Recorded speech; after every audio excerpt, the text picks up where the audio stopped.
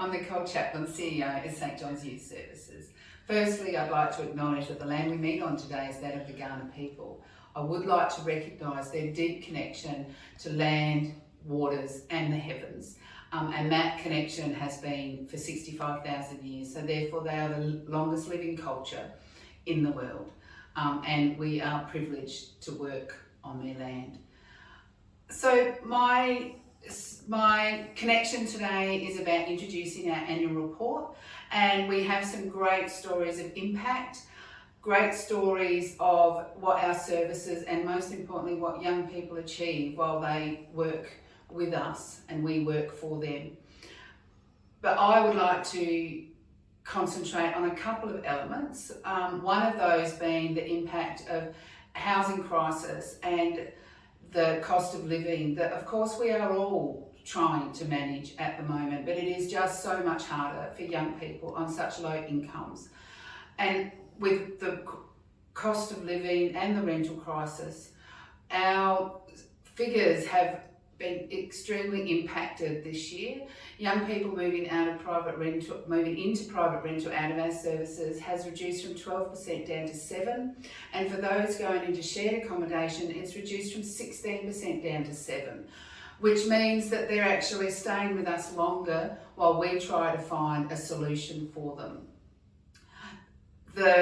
The rental crisis is a real thing. In the last 12 months, rents have gone up 7% in South Australia, and over the last 3 years, gone up 21%. So that is 7% year upon year, which makes that everyone is struggling. But as I mentioned, most importantly, young people with the lowest incomes nationally, not just in South Australia, it really impacts. And the Anglicare Australia rental snapshot showed that there was not one property affordable for young people in Australia this year, which just makes our work so much harder.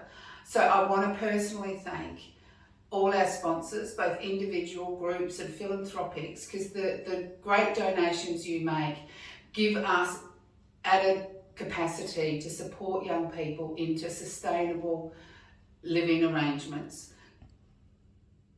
The other thing I'd like to touch on is that of our lived experience journey this year.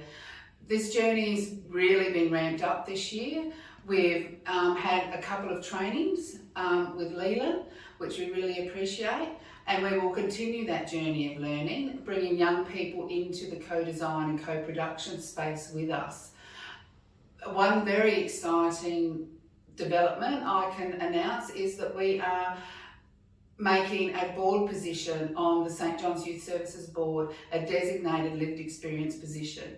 I'll be working over the next few months to develop up the processes that will support that position for success, and we'll look at recruiting early next year. So very exciting development of lived experience, but we will continue that journey of lived experience with young people as we move forward.